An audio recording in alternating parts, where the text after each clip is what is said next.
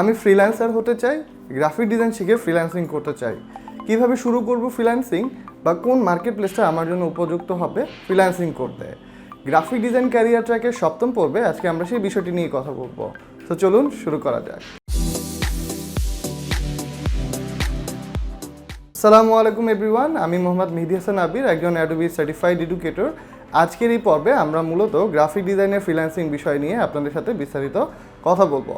তো আমাদের এই ফ্রিল্যান্সিংয়ের পার্টটা মূলত 2টা পর্বে থাকবে। আজকে আমরা প্রথম পার্টটা নিয়ে আপনাদের সাথে কথা বলবো। তো যারা আমরা আসলে মূলত গ্রাফিক ডিজাইন শিখে ফ্রিল্যান্সিং করতে চাই, প্রথমতই আমাকে যে বিষয়টা ইনশিওর করতে হবে যে আমাকে গ্রাফিক ডিজাইনের ওপরে প্রপার স্কিলটা থাকতে হবে। সেকেন্ডলি যে বিষয়টা, আমার একটা খুব ভালো পোর্টফোলিও থাকতে হবে, যাতে করে অনলাইন মার্কেট প্লেসগুলোতে আমি আমার কাজের ডেমোগুলো দেখাতে পারি।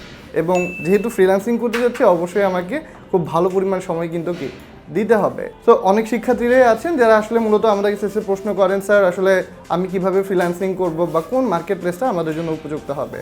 তো আজকে তাদের জন্য একটা ছোট্ট গাইডলাইন নিয়ে এসেছি। ইনকামের উপরে ভিত্তি করে ফ্রিল্যান্সিং মার্কেট প্লেসগুলোকে আমরা 2টা ক্যাটাগরিতে ভাগ করেছি। একটা হচ্ছে অ্যাক্টিভ ইনকাম মার্কেট প্লেস, আর একটা হচ্ছে প্যাসিভ ইনকাম মার্কেট প্লেস। তো অ্যাক্টিভ ইনকাম মার্কেট প্লেসটা হচ্ছে এমন এক ধরনের মার্কেট প্লেস যেখানে আপনাকে মূলত ক্লায়েন্টের সাথে সরাসরি কাজ করতে হবে। ক্লায়েন্ট আপনাকে কিছু কাজ দিবে, আপনি সেই কাজগুলো করবেন এবং কাজ শেষ হয়ে গেলে আপনি ফাইল ডেলিভারি দিলেই ক্লায়েন্ট আপনাকে ডলার পেমেন্ট করবে। আর প্যাসিভ যে মার্কেট প্লেসটা রয়েছে, প্যাসিভ ইনকাম মার্কেট প্লেস, সেইখানে মূলত আপনাকে ক্লায়েন্টের সাথে সরাসরি কাজ করতে হয় না। আপনি জাস্ট কাজগুলো করে আপলোড করে রাখবেন, ক্লায়েন্টের কাছে যেটা পছন্দ হবে সেইটা কিন্তু সে কিনে ফেলবে। তো আজকের এই পর্বে আমরা মূলত এই অ্যাক্টিভ ইনকাম মার্কেট প্লেস নিয়ে কথা বলবো। তো অ্যাক্টিভ ইনকাম মার্কেট প্লেসগুলোর আবার বেশ কিছু ক্যাটাগরি রয়েছে, যে ক্যাটাগরি আজকে আমরা জানবো যে আসলে আপনি কোন ক্যাটাগরিতে কিভাবে কাজ করতে পারেন। তো প্রথম যেই ক্যাটাগরি, সেটা হচ্ছে কন্টেস্ট বেসড মার্কেট প্লেস। অর্থাৎ যারা আসলে গ্রাফিক ডিজাইন শিখছেন বা অলরেডি গ্রাফিক ডিজাইন শিখে ফেলেছেন, আমরা আসলে তাদেরকে সাজেস্ট করি যে আপনি প্রথমে কন্টেস্ট বেসড মার্কেট প্লেসগুলোতে কাজ করেন। তো কন্টেস্ট বেসড মার্কেট প্লেসগুলোর মধ্যে অনেকগুলো মার্কেট প্লেস রয়েছে, যেমন freelancer.com, 99design.com। তো আমরা যেটা বলি যে আপনি অ্যাজ এ বিগিনার হিসেবে প্রথমেই freelancer.com মার্কেট প্লেসটাতে কাজ করেন। এই মার্কেট প্লেসগুলোতে আপনি প্রাথমিক অবস্থায় কাজ করলে আপনি মূলত কয়েকটাভাবে উপকৃত হতে পারেন। প্রথমত হচ্ছে ক্লায়েন্টের রিকোয়ারমেন্টগুলো নিয়ে আপনি বুঝতে পারেন, সেই রিকোয়ারমেন্টের উপরে ভিত্তি করে বিভিন্ন ডিজাইনার কীভাবে আসলে ডিজাইনের আইডিয়া জেনারেট করতেছে সেই বিষয়গুলো জানতে পারবেন, এবং ক্লায়েন্ট কাকে উইন করছে এবং তার উইন করার কারণগুলো কী সেই বিষয়গুলো কিন্তু আপনি জাজ করতে পারবেন। তো প্রাথমিক অবস্থায় আপনি যদি 15 থেকে 20টার মতো কন্টেস্টে অ্যাটেন্ড করেন, আপনার মোটামুটি একটা ভালো ধারণা হয়ে যাবে যে আসলে কীভাবে ক্লায়েন্টের রিকোয়ারমেন্ট বুঝে কাজ করতে হয়। তো এই কন্টেস্ট বেস মার্কেট প্লেসে কাজ করার জন্য আপনাকে খুব বেশি একটা অনলাইনে অ্যাক্টিভ থাকতে হয় না। আপনি মূলত কন্টেস্টগুলোতে অ্যাটেন্ড করার জন্য যে সময়টুকু লাগে এবং রিকোয়ারমেন্ট রিড করে ডিজাইন রিসার্চ করতে আপনার যতটুকু সময় লাগে, ঠিক সেই সময়টুকু যদি আপনি দিতে পারেন, তাহলে কিন্তু এই মার্কেট প্লেসে আপনার জন্য কাজ করা সহজ হয়ে যাবে। সেকেন্ড যে মার্কেট প্লেসটি, সেটা হচ্ছে সার্ভিস বেসড মার্কেট প্লেস। তো সার্ভিস বেসড মার্কেট প্লেসগুলোর মধ্যে রয়েছে ফাইবার, আপওয়ার্ক এবং আরও কিছু মার্কেট প্লেস। তবে প্রাথমিক অবস্থায় আমরা মূলত ফাইবার এবং আপওয়ার্ককে সাজেস্ট করে থাকি।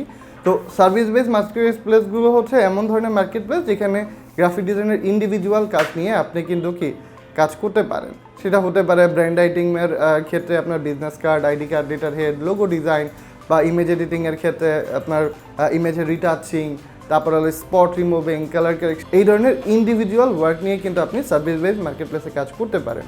তো এই মার্কেট প্লেসে প্রথমত যে বিষয়টা, আপনাকে খুব বেশি সময় ধরে এই মার্কেট প্লেসগুলোতে অ্যাক্টিভ থাকতে হবে। অর্থাৎ এই মার্কেট প্লেসে কাজ করার জন্য প্রথমেই আপনাকে এইটা ইনশিওর করতে হবে যে আপনি এই মার্কেট প্লেসে ঠিক কতটুকু অ্যাক্টিভিটি রাখতেছেন। তো এই মার্কেট প্লেসে আপনাকে অ্যাকাউন্ট খুলতে হবে খুব ভালোভাবে, অ্যাকাউন্টটাকে খুব সুন্দরভাবে সাজাবেন, আপনার কাজগুলো খুব ভালোভাবে এখানে সাজিয়ে রাখবেন, যাতে করে ক্লায়েন্ট আপনার প্রোফাইল ভিজিট করলে সে যাতে আপনার সম্পর্কে একটা ভালো ধারণা নিতে পারে। তো এই মার্কেট প্লেসের যেই কন্ডিশনটা, সেটা হচ্ছে এইখানে আপনার প্রায় 24 আওয়ার্স আপনাকে অ্যাক্টিভ থাকতে হয়। সো সেই ক্ষেত্রে আপনি মোবাইল, ল্যাপটপ অথবা কম্পিউটারের মাধ্যমে যেভাবেই হোক আপনাকে এই অ্যাক্টিভিটিটা ইনশিওর করতে হবে। থার্ড যেই ক্যাটাগরিটা রয়েছে মার্কেট প্লেসের ক্ষেত্রে, সেটি হচ্ছে আপনার প্রজেক্ট বেসড মার্কেট প্লেস।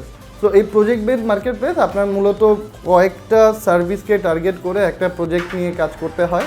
যেমন আপনি হয়তো কোনো কোম্পানির জন্য ফুললি একটা ব্র্যান্ড আইটেম নিয়ে কাজ করতেছেন, বা আপনি হয়তো প্রিন্ট আইটেম নিয়ে কাজ করতেছেন।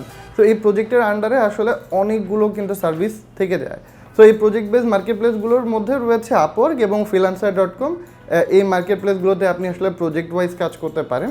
তো এই মার্কেট প্লেসগুলোতেও আপনাকে খুব ভালোভাবে অ্যাক্টিভ থাকতে হবে এবং আপনার প্রোফাইলটাকে অবশ্যই খুব প্রফেশনালভাবে সাজিয়ে রাখতে হবে, যাতে করে ক্লায়েন্ট আপনার প্রোফাইলে ভিজিট করলে সে যাতে আপনার কাজ সম্পর্কে একটা ভালো আইডিয়া নিতে পারে।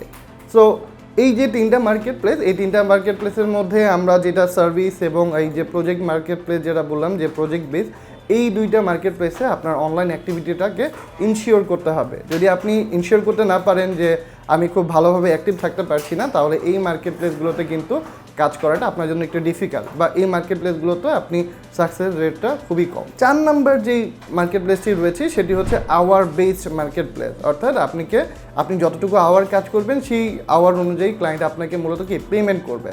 তো এই আওয়ার বেসড মার্কেট প্লেসগুলোর মধ্যে রয়েছে পিপল পার আওয়ার। তো এই মার্কেট প্লেসগুলোর কাজ হচ্ছে যে আপনি এই মার্কেট প্লেসগুলোতে অ্যাকাউন্ট খুলে আপনি আপনার পোর্টফোলিওগুলো, আপনার কাজগুলোকে খুব সুন্দরভাবে সাজিয়ে রাখবেন, এবং ক্লায়েন্ট যদি আপনার কাজ পছন্দ করেন তাহলে সেই ক্ষেত্রে সে কিন্তু আপনাকে আওয়ার বেসড ডলার পেমেন্ট করে থাকবে।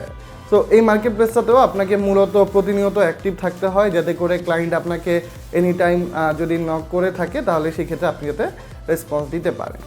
সো এই যে আজকে যে অ্যাক্টিভ ইনকাম যে মার্কেট প্লেসের যে এই 4টা বিষয় নিয়ে কথা বললাম, যে 4 ধরনের মার্কেট প্লেস, এই মার্কেট প্লেসগুলো সম্পর্কে আমাদের মোটামুটি একটা আইডিয়া চলে আসে। তো মোটামুটি এই বিষয়গুলো যদি আপনি মাথায় রেখে চলতে পারেন তাহলে অনলাইন মার্কেট প্লেসে আপনার আর্নিং জেনারেট করাটা সহজ হবে, এবং ফ্রিল্যান্সিং লাইফটাও আপনি কি খুব স্মুথলি কন্টিনিউ করতে পারবেন। গ্রাফিক ডিজাইন ক্যারিয়ার ট্র্যাক নিয়ে সামনে আরও বেশ কিছু পর্ব আসবে, যেখানে আমরা মূলত ডিজাইন ইন্ডাস্ট্রিতে আপনি কিভাবে ফ্রিল্যান্সিং করবেন অথবা জব করুন, এই বিষয়গুলো নিয়ে আমরা আরও বিস্তারিত কথা বলবো।